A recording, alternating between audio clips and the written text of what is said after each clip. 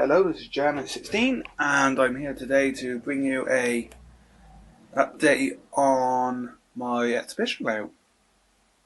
I haven't done that much to it because I really haven't got much to do now apart from the station line, which is this track's just temporary at the moment.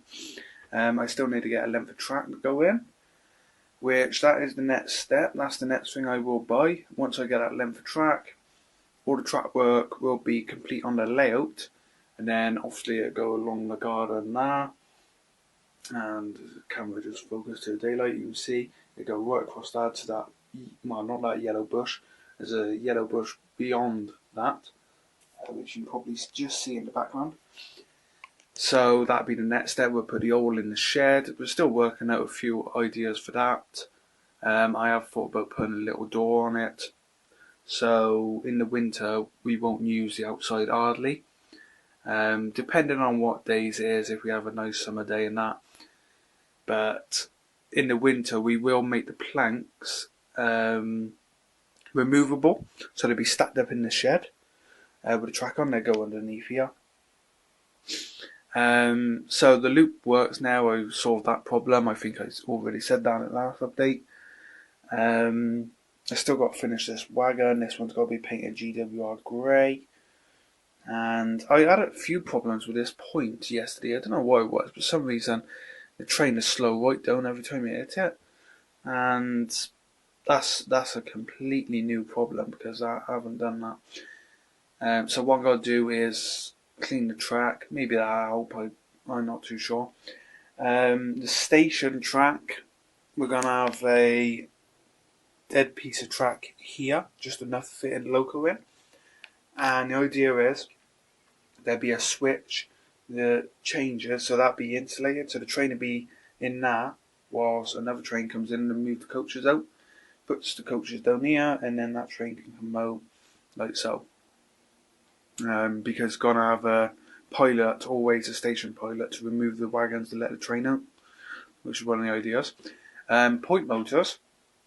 Now, both of these points down here have holes underneath ready for the point motor to be fitted underneath. But one of the point motors, which is over here and has been fitted, this is the only one that's got to be above board.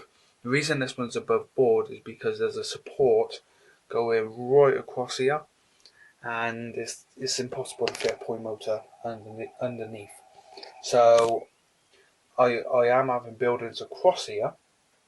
So I thought this would be ideal to go there because it's got to be under the building. You won't see it. So that's okay. Now the other problem I had, because this is an Ormby mounting plate where you can put it in a hut. But I didn't want it too close to the track, and it would have been right here. So I got this piece of bar. Now this is actually a coupling rod off a Merchant Navy, and one of my Merchant Navies I bought had a damaged valve gear, and this is one of the parts here that was broke. I can't use it for the engine, so I took it off, and the engine runs fine without it now. I will get a new valve gear for it eventually, but at the moment it does work fine. But I put this onto the point and super glued it to the point motor, and it changes. The point motor's not wired up yet, but all the wires go underneath the board and they are ready to be wired up. I don't think I showed it in the previous updates, but under here there's one of the Pico point, I can't think what you call them, but all the wires are going there. Two wires will come out, go to the controller, which is here at the moment. But once all the point motors are ready to be wired up to the controller's got to be put on a separate piece of board that will just hook on the side of the layout here. But at exhibitions, I will be the other side of the layout over that. So this is where you will be standing watching the layout. So I got to remember, when I do order wire into the controller and the point motors, it's got to be made so it can be put over that side, which that should be fine. A few people did ask me about how I'd done the baseboards, and I should have done a video really, but I have thought I still got to build the fiddle yard, because when I go to exhibition I ain't gonna have the garden to run the trains down and back. So what I'm gonna do well, the plan was anyway, I was going to build a 4 foot long piece of board, which would be about this length. It might be bigger than this.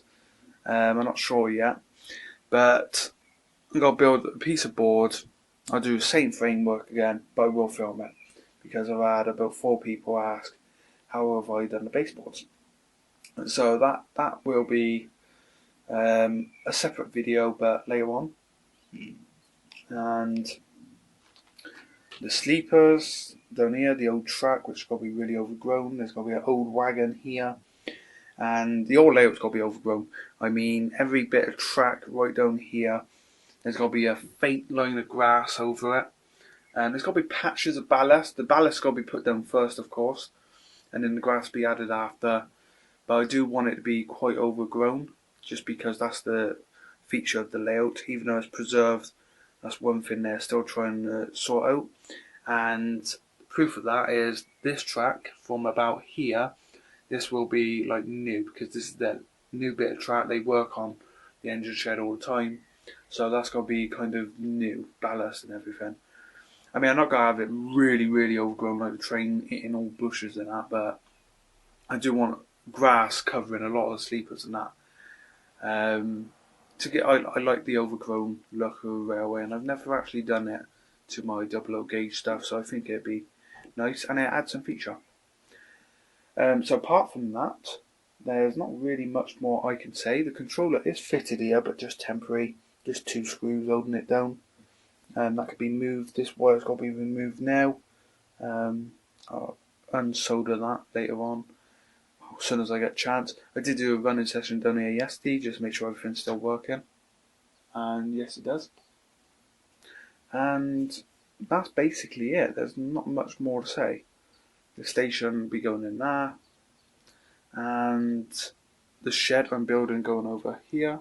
That's going to be fun to build. It's going to be quite a big shed, and I am going to build it completely out of scratch. My 08 shunter should be here soon, next month I believe. I did take the plastic off the sleepers here because I plan to run 2 wires underneath the track, and they'll probably go under here and out to the station somewhere. And yeah, so that's it for the update. Let me know what you think. There's going to be a few sleepers placed around the layout, of course, because it's kind of a new thing that's being built, a new railway. And the idea is it would have not been a railway, not a station in the old days. In the old days, it would have been a colliery, a shunting area for coal wagons and that, which the coal stage would have been where the shed is and everything. So all the stations got to be its own design, new build, everything. A bit like they have at the Deanfast Railway in Orchard. If you've ever been, you know what I'm talking about. So anyway, thanks for watching. I hope you enjoyed this video, and bye until next time.